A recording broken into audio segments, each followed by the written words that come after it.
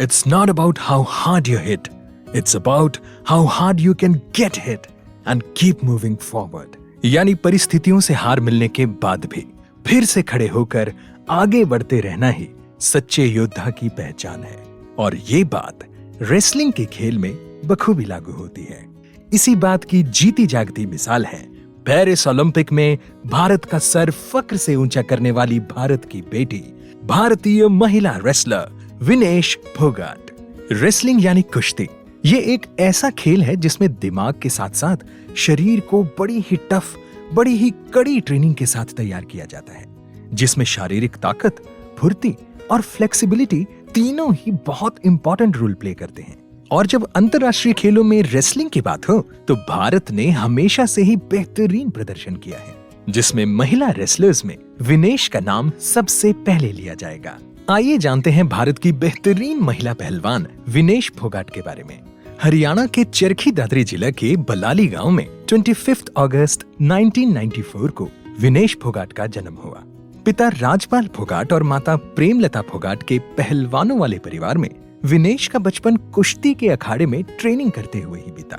पढ़ाई के साथ साथ बचपन से ही उनकी रेसलिंग की ट्रेनिंग चलती रही, लेकिन 9 वर्ष की उम्र में उन्होंने एक हादसे में अपने पिता को खो दिया और उनकी परवरिश उनकी मां ने ही की। समाज ने विनेश के रेसलिंग को प्रोफेशन चुनने पर बड़ी आपत्ति जताई, लेकिन उनके पिता के भाई रेसलर महावीर सिंह फोगाट ने उनका पूरा साथ दिया और उनकी ट्रेनिंग भी खुद ही करवाई। विनेश ने अपनी कजिन्स गीता और बबीता के साथ महावीर सिंह फोगाट से कुश्ती के गुण सीखे। इनके इंटरनेशनल गोल्ड मेडल्स की बात करें तो साल 2014 की कॉमनवेल्थ गेम्स के साथ इन्होंने गोल्ड मेडल जीतने की शुरुआत की और उसके बाद साल 2018 और साल 2022 की कॉमनवेल्थ गेम्स में भी इन्होंने गोल्ड मेडल अपने नाम किया। साथ ही साल 2018 की एशियन गेम्स में विनेश गोल्ड मेडल जीतकर भारत की पहली महिला रेसलर बनी जिन्होंने एशियन गेम्स में गोल्ड जीता हो।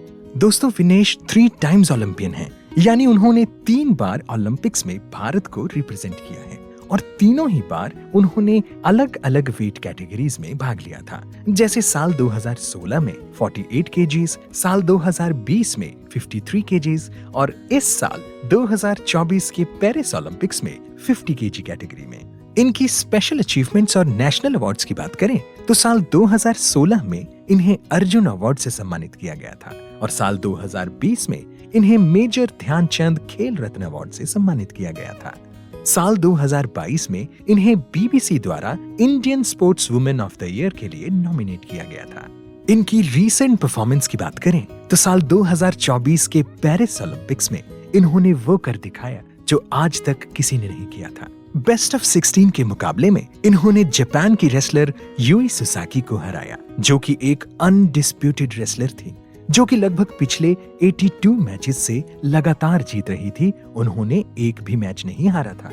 फिर क्वार्टर फाइनल्स में यूक्रेन की रेसलर को हराकर वो सेमीफाइनल्स में पहुंचे और सेमीफाइनल्स में क्यूबा की रेसलर को 5-0 से हराकर इन्होंने पेरिस ओलंपिक 2024 के फाइनल्स में अपनी जगह बनाई। लेकिन फाइनल मैच की सुबह स्टैट्यूटरी वेट के दौरान उन्हें एक ऐसी सिचुएशन का सामना करना पड़ा जिसने विनेश के साथ साथ पूरे ही देश को सदमे में डाल दिया। पेरिस ओलंपिक में 50 केजी वेट कैटेगरी में फाइनल तक पहुंची विनेश का वेट 50 केजी से थोड़ा सा ज्यादा निकला, जिसकी वजह से उन्हें डिस्क्वालीफाई कर दिया गया।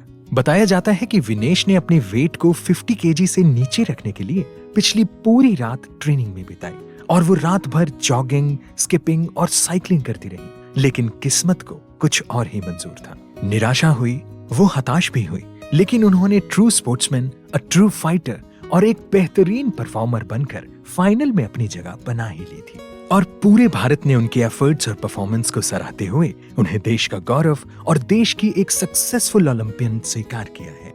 डिस्क्वालिफिकेशन की अपील न सुनी जाने के बाद उन्होंने भारत वापस आकर रेसलिंग से रिटायरमेंट ले ली, लेकिन देश प्रेम और देश सेवा से उन्होंने अपने कदम कभी भी पीछे नहीं हटाए। उन्होंने Indian national Congress party join करके अपनी पॉलिटिकल जर्नी को शुरू किया है, जिसमें वो हरियाणा की जुलाना कॉन्स्टिट्यूएंसी से चुनाव लड़कर जन सेवा करने वाली हैं। दोस्तों, विनेश ने जीवन में आई हर मुसीबत का डट कर मुकाबला किया है और उन्होंने ये साबित किया है कि मेहनत करके कुछ भी हासिल किया जा सकता है। और वो फोकस, रेजिलियंस और हार्ड वर्क की एक सच्ची मिसाल है। विनेश, पूरे भारत को आप पर नाज है। ऐसे ही टॉपिक्स के लिए जुड़े रहें सोनालिका ई गुरुकुल के साथ।